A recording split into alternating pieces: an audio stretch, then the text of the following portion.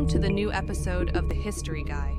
From smartphones to supercomputers, from cars to cutting-edge medical devices, one tiny component powers our modern world, the semiconductor chip. But these aren't just pieces of silicon. They're the battleground of a new global war, a war for technological supremacy. Who will control the future of technology? The answer may lie in who controls the chips. This global chip war isn't a sudden conflict. It's been brewing for years, fueled by the increasing importance of semiconductors in every aspect of our lives. The rise of artificial intelligence, the Internet of Things, and the demand for ever faster computing power have all intensified the competition. For decades, the semiconductor industry was dominated by a few key players, primarily the United States, Japan, and South Korea. But the landscape is shifting. China, determined to become self-sufficient in chip production, has invested heavily in its domestic semiconductor industry. This has triggered alarm bells in other countries, concerned about the potential for technological dependence and the security implications of relying on a single nation for such a critical resource. The U.S., in particular, has taken aggressive steps to maintain its leadership in semiconductor technology, implementing export controls to restrict China's access to advanced chip-making equipment and technology. This has further escalated the chip war, creating a complex web of alliances and rivalries. One of the key battlegrounds in this war is Taiwan, home to Taiwan Semiconductor Manufacturing Company, TSMC, the world's leading chip manufacturer.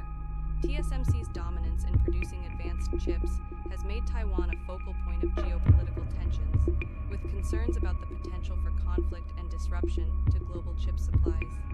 The impact of this chip war is already being felt. The COVID-19 pandemic exposed the fragility of global supply chains, leading to widespread chip shortages that disrupted industries worldwide. The automotive industry, heavily reliant on semiconductors, was particularly hard hit. This chip war isn't just about economic competition. It has profound implications for national security.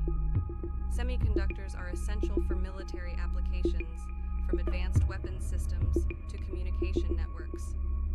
Control over chip production translates to a significant strategic advantage. So, who will win this global chip war? The outcome is far from certain. It will depend on factors such as technological innovation, government policies, and the formation of strategic alliances. One thing is clear, the stakes are incredibly high. The future of technology, and perhaps even global power, hangs in the balance. The nation that controls the chips may well control the 21st century. What is the U.S. worried about? Washington's concerns are twofold. The first is that China's People's Liberation Army, PLA, could surpass the U.S. military in terms of overall power. The second is that it could use U.S. technology to do so. President Xi Jinping has ordered the PLA to become a world-class military by 2049, the centenary of the Chinese Communist Party's CCP rule. A big part of that involves developing autonomous weaponry, including hypersonic missiles, and using artificial intelligence, AI, for a range of applications, including electronic warfare. It is unclear how close China is to achieving this goal. According to the U.S. Department of Defense's annual report on China's military power, the PLA is pursuing next-generation combat capabilities, defined by the expanded use of artificial intelligence and other advanced technologies at every level of warfare. But while China is a world leader in certain AI applications, such as facial recognition, its domestic industry is not yet able to produce the most advanced semiconductors that power these technologies. So Chinese businesses and the military rely on imports to acquire the advanced chips. The U.S. wants to turn off that tap. What measures has the U.S. taken so far? In October, the Biden administration imposed a sweeping set of export controls targeting China's access to U.S.-origin semiconductors and their related products. Businesses and individuals in China are now unable to buy advanced chips and chip-making technology from U.S. suppliers without the seller obtaining a specific license from the U.S. government. The US bolstered these controls in January by persuading the Netherlands and Japan to curb exports of technology used in the productions of chips. Both countries were targeted because they are home to the world's most advanced chip manufacturing technologies, including the Dutch ASML. ASML is the only company that can provide the latest generation of photolithography scanner equipment, which is used to etch minute circuits onto silicon wafers. On 30th of June, the Netherlands confirmed that its export controls would take effect from September. Jake Sullivan, Biden's national security advisor, says the restrictions are designed to protect foundational technologies with a small yard and high fence. She and other senior CCP officials accuse the U.S. of Cold War-style containment. What has been the impact? Jensen Huang, the chief executive of NVIDIA, one of the world's leading chip companies, said the restrictions risked causing enormous damage to the tech industry.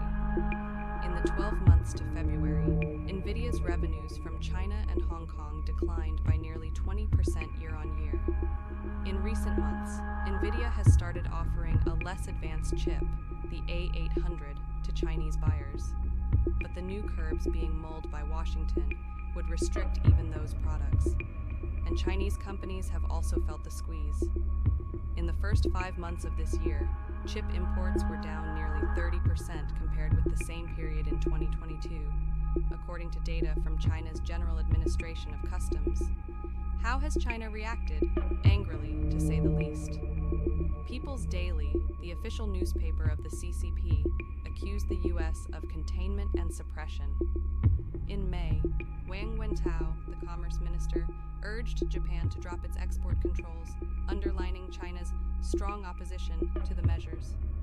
Beijing has also banned chips made by U.S. company Micron from being used in critical infrastructure projects, in a move widely seen as retaliation to the U.S. restrictions. But Chinese businesses are still keen to get their hands on top-end chips, and are using creative techniques to get around the export controls. Some are renting chips or buying them via intermediaries, according to the Financial Times.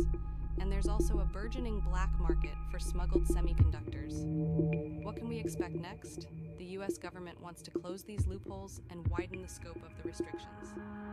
As well as restricting the sale of NVIDIA's A800 chips, the Biden administration is reportedly considering restricting the leasing of cloud services that some firms have used to get around the rules.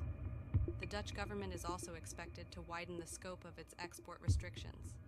Beijing and Washington claim to be working towards a diplomatic rapprochement, but when it comes to the 21st century's most critical technology, the two governments are moving further apart.